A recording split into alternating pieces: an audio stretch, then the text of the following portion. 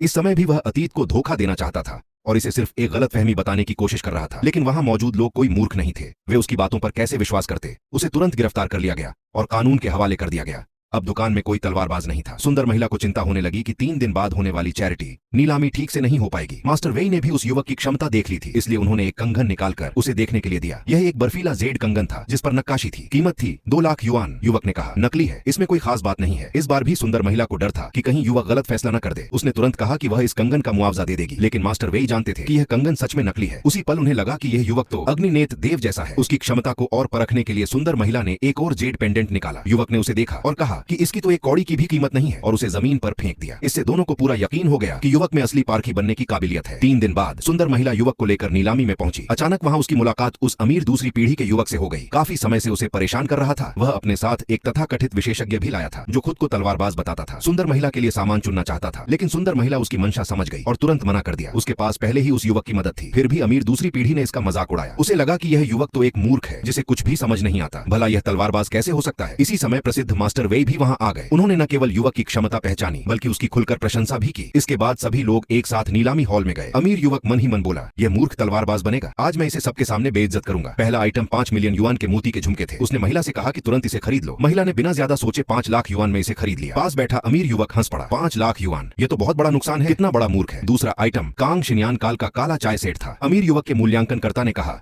कि भले ही यह कांग शिन्यान काल का है, लेकिन किसी प्रसिद्ध कारीगर का नहीं है, इसलिए इसकी कोई खास कीमत नहीं है। लेकिन युवक ने एक नजर में देख लिया कि इस चाय सेट की कीमत कम से कम 300 मिलियन युआन है। उसने फिर से महिला से इसे खरीदने को कहा। महिला ने तुरंत इसे 1 लाख युआन में खरीद लिया। जब चाय सेट युवक के पास लाया गया तो वह अचानक एक हथौड़ा लेकर आया और चाय सेट पर मार दिया। सब लोग चौंक गए। क्या इसमें कोई रहस्य है?